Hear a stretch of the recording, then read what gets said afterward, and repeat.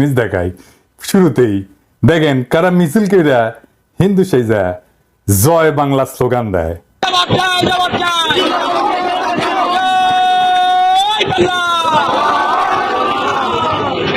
দেখেছেন স্লোগান দিয়ে আবার বুঝতে ভুল হয়ে গেছে, তাই নিচে মুখ লুকায়। যাই হোক, রেকর্ড হিসেবে রাখলাম। আচ্ছা, এইবার দেখেন আলেম মৌলানারা কি বলতেছেন।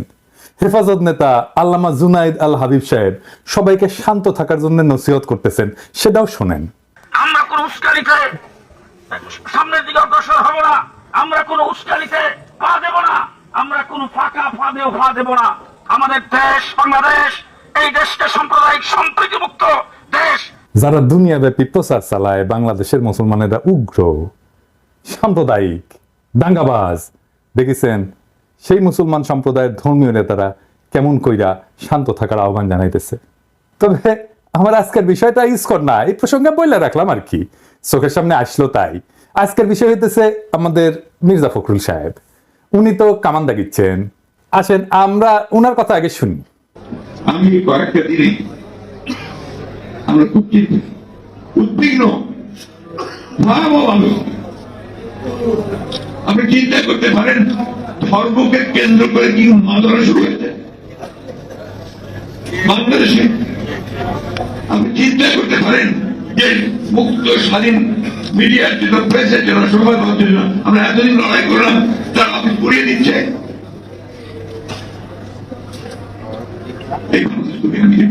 আমিও তো চাই না।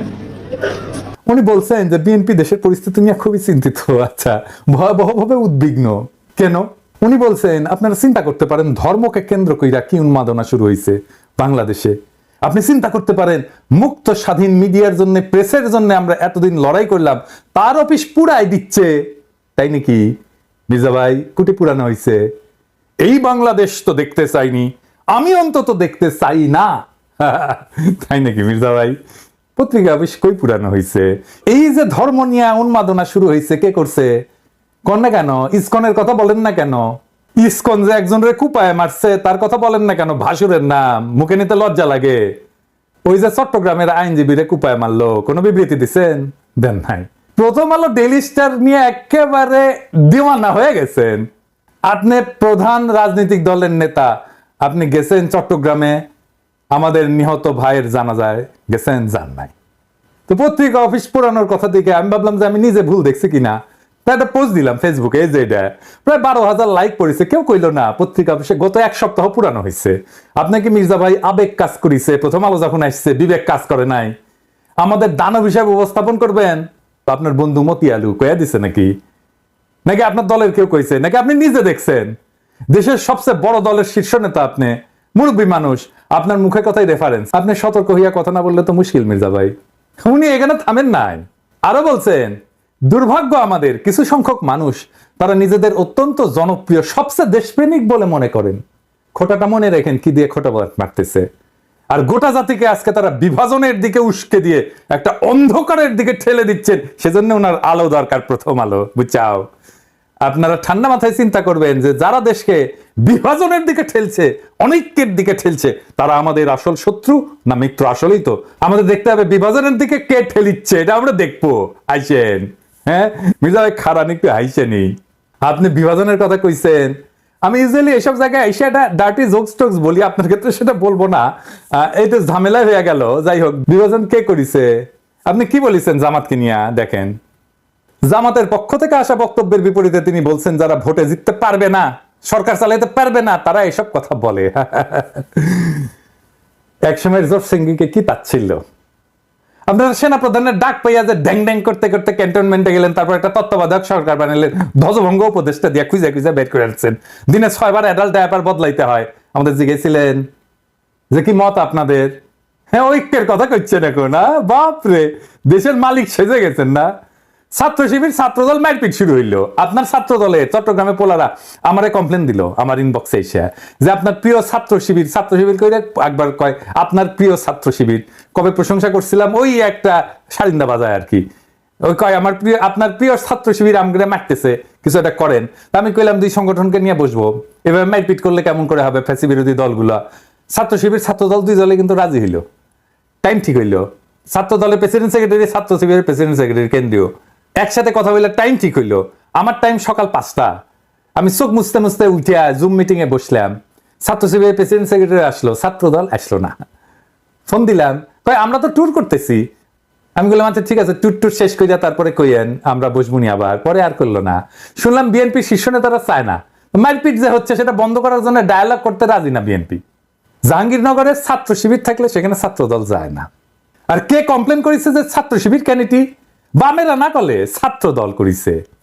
গত কয়েকদিন আগে জাতীয় ছাত্র সংহতি সপ্তাহ উপলক্ষে শিবিরের মত বিনিময় সহ 34টা ছাত্র সংগঠন আসলে ছাত্র দল আসেনি। কিন্তু কেন? মিটিং এ বসে ডায়ালগ করবে না। আন্দোলনের সহযোদ্ধাদের সাথে আবার ঐক্য আর বিভাজনের গল্প বলতেছেন। মিরেশ্বরায় জামাতের মিটিং এ হামলা করছেন কেন? কেন করছে? আপনাদের কাছ থেকে অনুমতি নেয় নাই। আপনাদের কাছে অনুমতি নেওয়া লাগবে। হ্যাঁ, আপনার ঠোলা হয়ে গেছেন না সরকার হয়েছেন? অনুমতি নিয়ে মিটিং করতে হবে। তালুকদারি পাইছেন বাংলাদেশকে, বিভিন্ন জায়গায় তো দখল শুরু করে দিচ্ছেন। ওইটা নাই কই? তো বিভাজন কে করছে মির্জা ভাই? চুপকে সরাবে বললো ছাত্ররা, আমরা সাপোর্ট দিলাম। আপনারা বাগড়া দিলেন, বললেন না বদলানো যাবে না। আমরা বললাম নতুন সংবিধান লাগবে। আপনারা বাগড়া দিলেন, বললেন না পুরানাই সহি, এই সরকারের ম্যান্ডেট নাই, বদলাইতে পারবে না। আমরা বললাম আওয়ামী লীগকে নিষিদ্ধ করতে হবে। আপনারা বললেন না না না না না না, আমরা নিষিদ্ধ করার কে? নিষিদ্ধ করবে জনগণ। তো আমরা কি জনগণ না? আমরা হরিদাস পাল? আমরা বললাম আওয়ামী লীগকে নির্বাচন আসতে দেওয়া যাবে না। আপনার প্রফেসর ইউনূসকে যে কয়ে আসলেন না না না আওয়ামী লীগকে নির্বাচনে আনতে হবে, আসবে, নির্বাচন করবে। সারা দেশে একটা জাতীয় ঐক্যমত তৈরি হয়েছে ইসকন নিষিদ্ধের বিষয়ে। আপনি যাই বলে আসলেন প্রফেসর ইউনূসকে, আপনারা চান না ইসকন নিষিদ্ধ হোক। আপনি বলতেছেন বিভাজন, অনৈক্য। আপনি শুরু করেন আগে অনৈক্য। আপনি ইন্ডিয়াকে খুশি করার জন্য আপনি আওয়ামী লীগের নির্বাচনে আনতে চান, ইসকনকে নিষিদ্ধ করতে চান না ইন্ডিয়াকে খুশি করার জন্য। আপনি কি ভাবছেন ইন্ডিয়া আপনাদের প্রচুর প্রেম দিবে? হ্যাঁ, জিয়া রহমানকে কে মারছে? ইন্ডিয়া। বিডিআর আর্মি অফিসারদের কে মারছে? ইন্ডিয়া। আপনাদের এত বছর ক্ষমতার বাইরে রাখছে কে? ইন্ডিয়া। আপনি কি জাতির সাথে মশকরা করতেছেন মির্জা ভাই? আমরা যেটাই বলি সেটাই না। বিভাজন তো আপনি করতেছেন। তার মানে হইতেছে ঐক্য মানে আপনার মত মাইনা নেওয়া, আপনার অনুগামী হওয়া, আপনার দাসত্ব করা, এটা আপনার কাছে ঐক্য। হাসিনা আমাদের বলতো উন্নয়ন বিরোধী, আর আপনারা ক্ষমতায় যাইতে না যাইতে নতুন টার্ম আবিষ্কার করেছেন ঐক্য বিরোধী। বাহ, খুব মসৎকার। ঐক্য মানে কি জি হুজুর করা আপনার সব কথায়? আমরা কি আপনার দলের কর্মী যে থাপ্পড় দিবেন সবার সামনে আর আমরা বলবো আহা আহা কর্তা আমাকে থাপ্পড় মারিছে, দেখিস আমাকে কত আদর করে, বাপের মতো শাসন করে? এটা কমো? আপনি কি আসলে প্রকাশ্যে কাউরে থাপ্পড় মারতে পারেন? না, পারেন না। কোন এথিক্যাল মডার্ন স্ট্যান্ডার্ডে আপনি পারেন না। আপনারা গান্ধী বইলা ট্রল করতো পাবলিকে, জানেন কিনা জানি না। আপনি থাপ্পড় মাইরা সে ট্রল করা বন্ধ করে দিলেন। আপনার দেশের ঐক্যের কথা বাদই দেন, আপনি দলের ভিতরে ঐক্য রাখতে পারছেন? আসেন দেখি।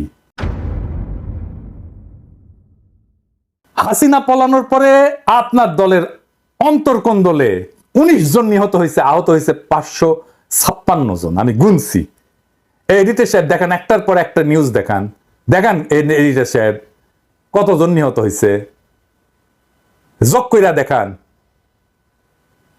মির্জা ভাই, আপনার নিজ দলের লোক তার সহযোদ্ধারে মারছে, প্রত্যেক 5 দিনে একজন মারা গেছে, প্রত্যেক দিন গড়ে 5 জনের বেশি আহত হয়েছে। আপনার নিজ দলের ঐক্য নয়, আপনি দেশের ঐক্য কেমনে কায়েম করবেন? আমাদের অনেকের জন্য দোষ দিতেছেন। আপনার ঐক্য নিয়ে কথা বলার কোনো বিন্দু মাত্র নৈতিক অধিকার আছে? আপনি আওয়ামী লীগকে নির্বাচন করাবেন, সুপ্পুকে রাখবেন, হাসিনার সংবিধান রাখবেন, ইসকনকে রাখবেন, ডেইলি স্টার, প্রথম আলোর মতো ভারতের 1 নাম্বার অ্যাসেট বাঁচাইবেন, তার পক্ষ হয়ে আমাদের উপরে ঝাঁপায় পড়বেন, তারপর আবার বলবেন ঐক্য চাই না। তার মানে আমাদের কোনো রাজনীতি থাকবে না। আমাদের আপনার রাজনীতি করতে হবে। শেখ মুজিব যেমন পাহাড়ে যায় বলছিল তোরা সবাই বাঙালি হয়ে যায়, আমাদের কি সবাই বিএনপি বানাবেন আপনি? আমরা তো বিএনপি করবো না। রাজশাহীর যখন পলিটিক্স করতাম, ছাত্র রাজনীতি করতাম, তখন ছাত্র দলের এক নেতা হয়ে কইছিল যে আমরা বিএনপি করি, গল্লিক খাই। গল্লিক, হ্যাঁ, তা আমরা তো গল্লিক খাবো না। আর গল্লিক না খাইলে আপনি কইবেন ঐক্য নষ্ট করতেছি। হাসিনার চাইতে কোন ক্ষেত্রে ভালো আপনি? আমাদের দেশপ্রেম নিয়ে খোটা দেন মির্জা ভাই। হ্যাঁ, পিনাকি ভট্টাচার্যের কোনো দেশ নাই, সে রাষ্ট্রহীন রিফিউজি। সারা দুনিয়া আমার দেশ, আমার আলগা কোনো দেশপ্রেম নাই। আমার মাতৃভূমি, মানুষের প্রতি কর্তব্য আছে, সেই কর্তব্য পালন করি। আপনারা মন্ত্রী হবেন, সরকার বানাবেন, আমরা যে জায়গায় ছিলাম সেখানেই থাকবো। আর আমরা যদি আপনাদের মতো ক্ষমতার কাঙ্গাল হইতাম, তাইলে আপনাদের লাঠিঝাঁটা খায়া হইলেও আপনাদের সাথে এখনো ঘষ্টাঘষ্টি করতাম। আপনারা ক্ষমতার অলিন্দে উঠতে যাইতেছেন, এমন মাহেন্দ্রক্ষণে আপনাদের সাথে সম্পর্ক নষ্ট করতাম না। এই বান্দা মানুষের পক্ষে থাকবে, এই বান্দা ক্ষমতার স্টুডেন্ট। আপনারা আপনাদের ঐতিহ্য ধরে রাখছেন। 1975-এর 15ই আগস্টের নায়কদের ওন করেন নাই, তাদেরকে ফাঁসিতে যাইতে দিচ্ছেন, ছায়া ছায়া দেখছেন। দীর্ঘদিনের জোট সঙ্গী ইসলামী দল জামাতের হাত ছেড়ে দিচ্ছেন। 2013-র 5ই মে আপনাদের কথা ছিল না আপনারা মাঠে নামবেন, আলেমরা আপনাদের ভরসায় আইসা বেঘরে মারা গেল, কোনোদিন সরি বলছেন? আমাদের পিঠে ছুরি মারবেন, এটা নতুন কি? হ্যাঁ, আমরা কেউই নিজেদের জনপ্রিয় বলে মনে করি না। আমরা জনতার কণ্ঠস্বর, যে কণ্ঠস্বর আপনারা শুনতে চান না সেই কণ্ঠস্বর। জনতার নেতা বানায়, জনপ্রিয়তা জনতার কাছ থেকে আসে। যারা তার কাছাকাছি তারাই জনপ্রিয় হয়, তাদেরকেই পছন্দ করে, তাদেরকেই ভালোবাসে। আপনাদের তো আমাদের দরকার নাই। আমরা তো ক্যানন ফোডার জানেন তো, খরচাযোগ্য। মানে জানেন ক্যানন ফোডার এই শব্দটার মানে? এটা একটা সামরিক পরিভাষা।